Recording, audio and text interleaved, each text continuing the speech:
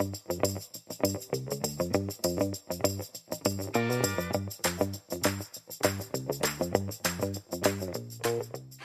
hello and welcome to Debra and Peter Are Doing a Podcast with me, Peter Wanless, and you, Deborah Alcott-Tyler. Good evening, Deborah. Hello, Peter. How are you? I'm very well, and this is our 50th podcast. This is our Golden Jubilee broadcast, as a result of which I'm wearing a golden jacket. You can't quite appreciate how golden it is in this light in the twilight of the day. But there we are. We're 50 not out. It's DSC's, we're celebrating our 50th podcast in DSC's 50th anniversary period. That's brilliant. So we're in the period of celebration, you know, like looking back and highlighting what we've achieved in the 50 years since we were first conceived of. So it's like double 50s. And you and I had a joint 50th birthday party. We did. And I've written a poem for this occasion. So shall I Fabulous. read Take it away. my poem? As you know, they'll have spent lots and lots of time crafting this poem. So, well, somehow we have made it to 50. Who knew? It's thanks, truth be told, to listeners like you for tuning in weekly, for sticking with us, for tolerating our musings without too much fuss. You've heard of the causes, the joys, and the fears of leading through laughter and sometimes through tears. You've met Arthur the dog and the cats, there are 3, and shared in the chat with your coffee or tea. We've rambled through cricket, through boards and through schemes, chasing ideas and improbable dreams. We think that it works, or at least carries through, because at the other end, there is you. And quiet behind us, with patience and grace, Jose keeps rhythm and steadies the pace. He edits our tangents, our mistakes and our cues, and somehow makes sense of the nonsense we choose. So here's to our 50, our golden small run, made richer by friendship, by learning, by fun. We'll keep talking nonsense and sense where we can, with heartfelt affection.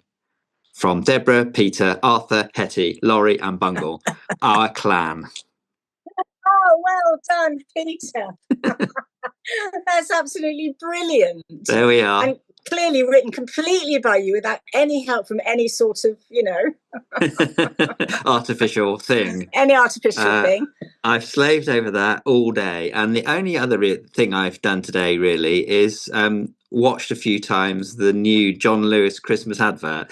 I don't know if you've had a chance to see it, but it's I've realised I must be the target market for this Christmas advert because it's got a real father and son vibe. So I've kind of delved into a day of emotional nostalgia, which has led to me thinking about my relationship with my father and my relationship with my son, and what is it about all of this that presses my buttons. And so we could do one of two things in our broadcast today. We could have a bit of kind of nostalgia and maybe talk about a favourite book or film or song, and all of mine, I realise, are to do with father and son vibes. Or we could talk about the new charity SORP. Well, Peter, let's start with nostalgia. And actually, that segues beautifully into the SORP, because based on the new changes that are coming through, I'm feeling quite nostalgic for the old version. Right. So we could touch on that, and perhaps the new chair of the Charity Commission, or chair designate of the Charity Commission. Oh, yes. Go on, I'm curious then. So tell me, so book, film, song? Book, film, song. Well, let's start with song, because the advert is the son giving the father a vinyl record. And my father was a music teacher, and music is a really important thing to me. I don't parade it as much as some other things which are important to me, but that's sort of been a constant in my life. So when I was thinking about a song, I was wondering if there's a song which really connected me to my son in the way that the advert does with this father and son, but I'm not sure there is. So the song that I have chosen is Lucky Man by The Verve, which is the song that connects me to Lady W, because it was at the time that I first met her, or, you know, she pinned me to a wall in a pub, depending on your perspective on this encounter. And that song by the Verve, Lucky Man, was in the charts at the time, and that album had come out. So that was from since then has really been my sort of number one desert island disc. So it's a different sort of nostalgia, but I suppose without Becky there wouldn't have been a father and son relationship for me to have at all. So well, I don't have that's where I went with my song. Have you got a song? Well, I don't have any children, but I was reflecting back because I have seen the advert and I think it's very powerful, actually. Very, very well done. But I was quite a lonely child. You know, I didn't have a huge number of friends growing up. I mean, a few, obviously, because you always have some, but I went through periods like really intense loneliness. And I have actually two. So because I was lonely, spent quite a lot of time on my own. I used to absolutely love old Hollywood musicals. Yeah. And one of my favourite songs is from My Fair Lady with Audrey Hepburn, and it's called On the Street Where You Live. And there's something about the way that song is sung that just takes me right back to my childhood. And remember, because my grandmother also loved Hollywood musicals. In fact, she introduced me to them. So that really strikes a chord with me. But actually, there's one other as well, which is a slightly obscure one. And it's a B-side, Stevie Wonder. And it's called If It's Magic. I can't for the life of me remember what the A-side was, but this would have been, gosh, I don't know when, sort of late 70s, early 80s, something like that. So yeah, those are mine. That's nice.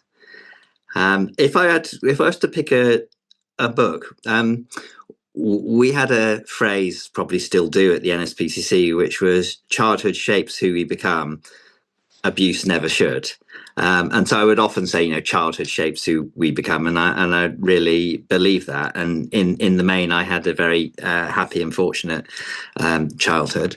But music shapes our lives and who we become as well. And I think my favourite book, certainly of recent times, is written by Pete Perfides. And I'm going to hold it up for people who've got the YouTube or whatever on, and it's called Broken Greek, a story of chip shops and pop songs. And Pete was the music writer for the Times for a very long time. He's married to Caitlin Moran, and he's signed this book for me because we kind of bonded over his book on social media. And it says to Peter, because music and childhood matters. Lots of love, Pete Perfides. But this book it's written in a kind of cadence that has the wonderment and innocence of childhood shot absolutely through it. And it's really only the story of his life from about age 3 to, from memory, 11, but all through the music of the Times, which is coincidental with the sort of music that I remember. And there's a playlist on Spotify which has all the songs which he references through this story of growing up in kind of lower middle class Birmingham. And it's just a wonderful book full of kind of hope and nostalgia. And again, it's sort of pressing these buttons of boyhood, growing up, childhood. Again, I felt quite emotional reading it in the same sort of way I felt quite emotional watching the John Lewis advert. And it's a bit weird because I don't think of myself as a very emotional person particularly, but there's just something about that childhood, boyhood that triggers you, music thing which triggers me. Well, mine was recommended to me by an old chief exec of mine when I worked in the Industrial Society, a chap called Tony Morgan, and it's called The Tao of Physics by Fritjof Capra. And Fritjof Capra is a theoretical physicist based in the States. And what he did was he spent some time studying Eastern mystic religions.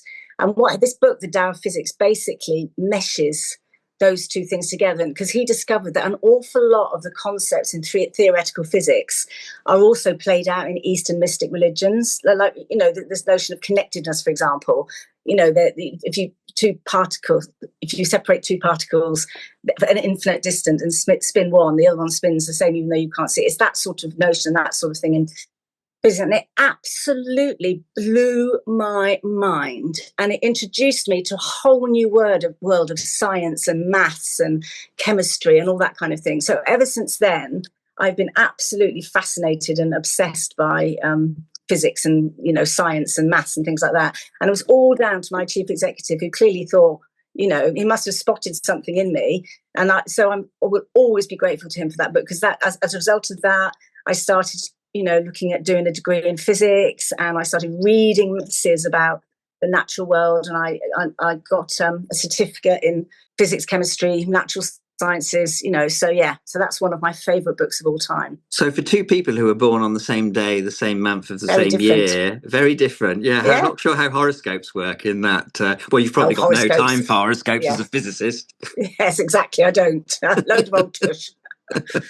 So, what about a film, Peter? So a film then.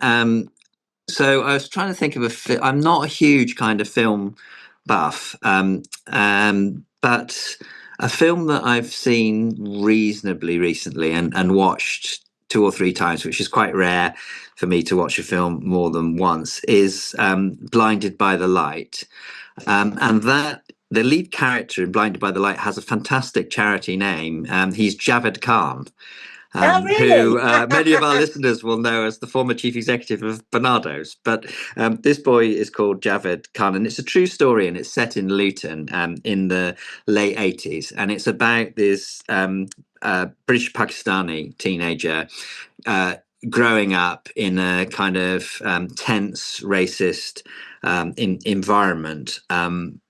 And he makes sense of his life through the music of Bruce Springsteen, which is an unlikely cultural reference point, you might think, for a British Pakistani teenager, or you might not. But again, there's all the kind of angst and agony and awkwardness and innocence of teenage boyhood kind of shot through that film, which speaks to me. So that would be the one that I would pick out. And the person who made the film also made Bend It Like Beckham, Gurinder Chadha, who I met at a charity dinner. I cannot for the life of me remember which one, but she was wonderful, and we had a lovely chat about this and that. And I think this is before I'd watched Blinded by the Light.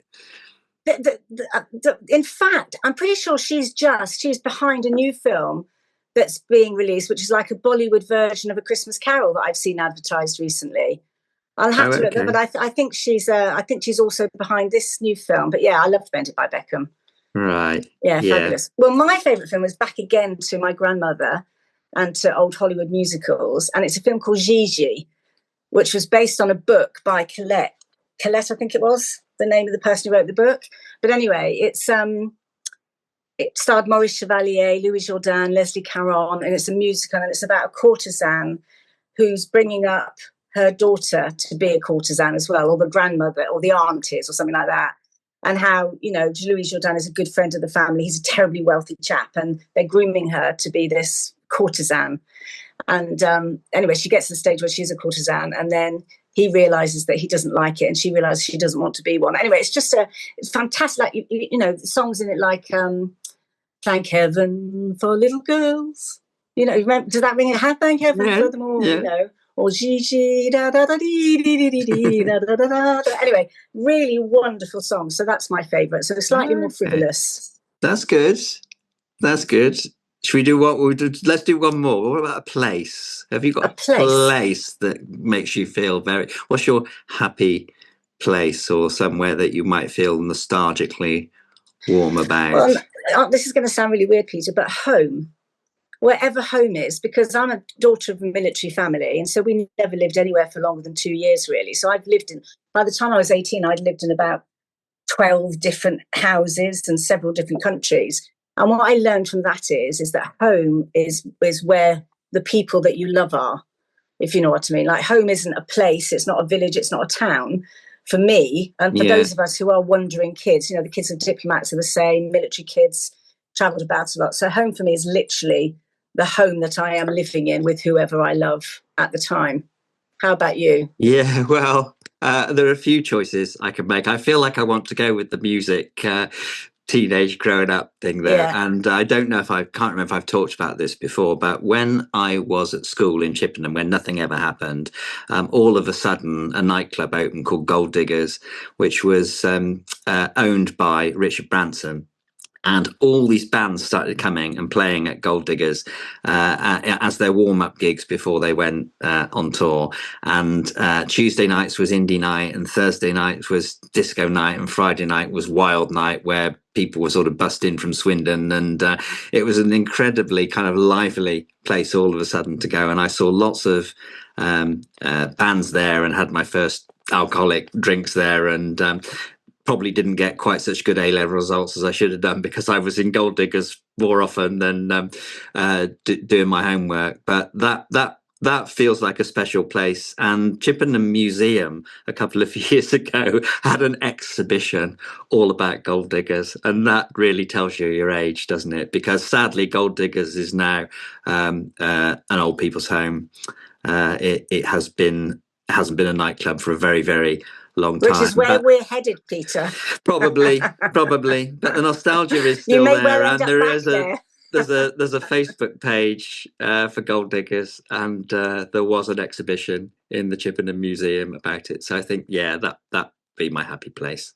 Oh, lovely. Actually, talking of nostalgia, this helps me segue beautifully into the new chair of the Charity Commission, or the chair designate, I should say. Because I wondered how you were going to do that. Yeah. Listen, I'm clever me. Because, of course, Julia used to be a charity commissioner. So she's actually sat on that board as a commissioner in the past. I forget which years it was, for quite a considerable period of time. This is Dame Julia Unwin we're talking about. Julia Unwin, yeah, who is the preferred candidate presented to the government. So she hasn't been confirmed yet. I think she has to go in front of the select committee, doesn't she? And then it gets all enshrined. But the thing is, the sector largely is absolutely delighted by this. And I personally really am, because when I came to DSC, nearly 25 years ago, she was one of the first people I encountered. I think I saw her speaking at a conference or something like that, and she absolutely blew me away. I don't particularly have fans of people per se, because I think that's quite awkward and a bit weird. But she is just one of those people I've always looked at, and I just always wanted to be like her. I really did, because she's so different to me in so many ways. And I'm not doing myself down. I am who I am, she who she is. But I just was so taken aback by how bright and quiet charisma. Not in your face, but very, very grounded, really intelligent, really quite steely. If she didn't agree with you, you'd know it, but you would never feel it unkindly. And so I'm personally delighted, because one of my heroines has been put in place for the job. But the sector's delighted generally, because it's always said, the problem in the past has been that the chairs often don't have proper experience of the charity section. It's very difficult, they think, and I have to say I agree with them, to really understand how to properly regulate a sector that's as complex as ours. Because there's so many different types of charities, and they do different things, and all the rest of it. So I hope that doesn't count against her, because popularity doesn't mean she's a pushover in any sense. Oh, not at all. God, no. There's, as I said, she doesn't agree. She tells you she doesn't agree, and you feel it. But she doesn't do it in an unkind way. But the other thing I think about the appointment is, I think David Holdsworth, the new chief executive, well, he's not new anymore. Calling him new, relatively new. I think he's also a great guy, and I think that for the first time in many, many years, it feels like there'll be a powerful team leading the commission. The last time I felt that was when, oh goodness sake, Susie Leather and Andrew Hines, when Andrew Hines was the chief exec and Susie Leather the chair. And even, they may have had things going on behind the scenes that we didn't know, but they presented this really united front. You really felt that it was a powerful team leading the commission, and they led a great deal of change at that time. Yeah. And then since then, it's felt very much like the chairs are very dominant, and the chief execs have kind of been pushed into the background, really. Whereas now, I just get this sense that this is going to be back to this powerful team. And I think it makes all of us feel safer when it's not one person, if you know what I mean, when you feel that there's a chair and a chief executive who are united and know what it is they want to do. So, I don't know what you think about it. I know. Have you met Julia? Yes. I know what you mean about the team at the top. I mean, as a former Big Lottery Fund employee, I have a lot of time for Helen Stevenson, now Dame Helen Stevenson, who came through this magnificent organisation. But I have met the first time I met Julia. I've definitely never told this story, because not many people know this at all, but do you remember when the new Labour government decided to set up an office of the third sector? Yes, there was actually a whole government department that looked after the sector, and I applied to be the first chief executive of the office of the third sector, not really knowing a great deal about it, but just feeling like the leaders that I had admired and respected most on kind of courses that I'd been on had been charity sector leaders. So I was still a civil servant at the time and wondering sort of what I was going to do next. And she was on the panel. I got to the final stage of this. I think I was in the last two. And we had final interviews, and she was on the panel. And yeah, she asked some sharp and challenging and interesting questions. And I thought I did okay. But, one of the questions they asked me was around, why would we go to all this effort to set up a office of the third sector with real insight into the sector and then employ someone to lead it who hasn't ever worked in the sector? And I'd been a volunteer, but it was a fair point. I was a kind of classic senior civil servant. And I gave my best answer. And of course, they appointed Campbell Robb. They did, yes, I remember. Who I think did a good job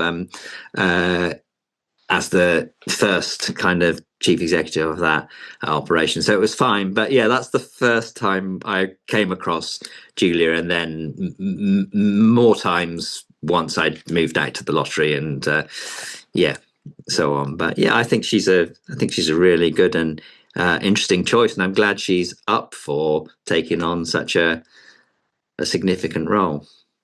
Yeah, well, and she takes up the role during a very challenging period, of course, for the Commission and for the sector. So we're having to deal with, all the issues around the narrative around hate and xenophobia and all of that stuff that's going on, which is a nightmare. And so, the Commission has a role to play in helping charities to deal with all that, because we have loads of our charity colleagues whose staff and volunteers and beneficiaries are really frightened because violence and attacks and hate and all the rest of it.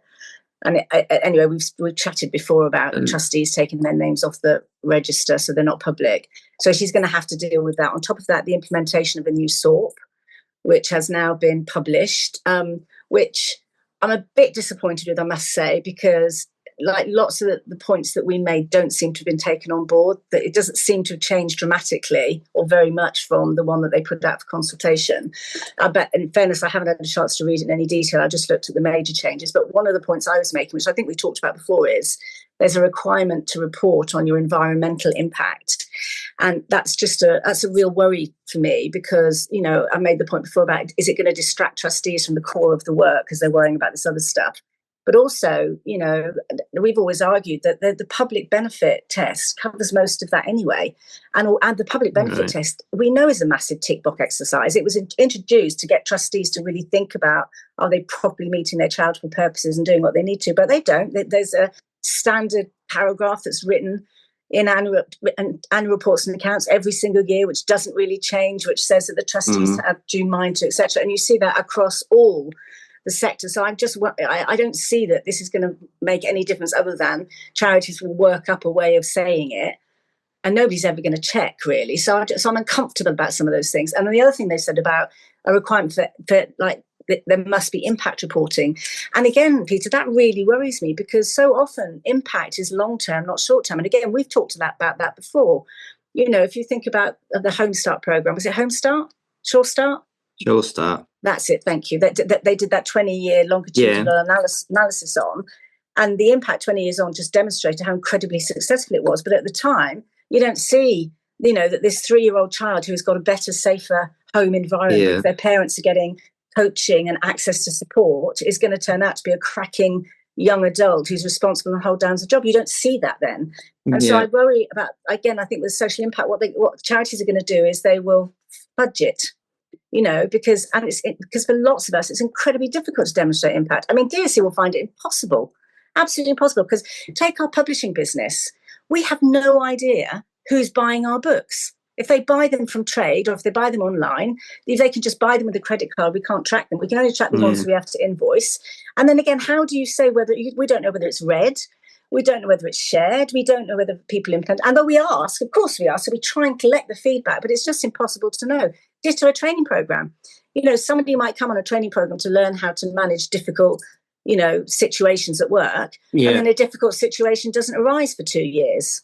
And then when it does arise, they suddenly remember the course they've been on and they use the skills. So I just worry about it. I think that, we're just one example of how incredibly difficult it is to measure impact. Yeah, I think appreciating where the impact may be, even if you can't measure it, has some value. It has struck me what extraordinary impact NSPCC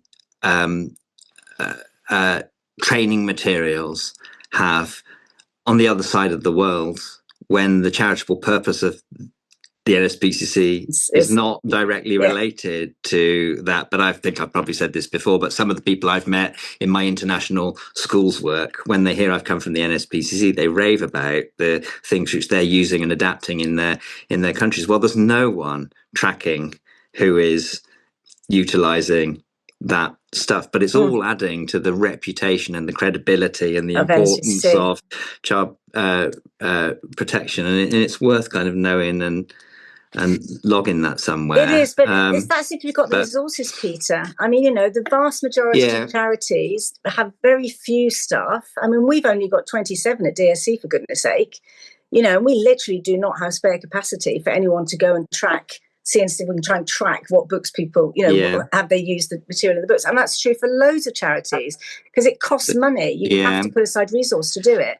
So and most charities just don't have it, So there will be charities and people passionate about the environmental impact and implications that are the intended reason for putting this obligation on everyone, aren't there? So maybe it's a task or a kind of challenge for them to try and produce something that is proportionate to the sorts of organisations that you're referencing, so that they can, in a reasonable way, do something more than just tick the box. Because otherwise, this is just a kind of compliance thing that's never enforced. And it will be, because I get the intent. I really do get the intent. I understand the theoretical idea behind it.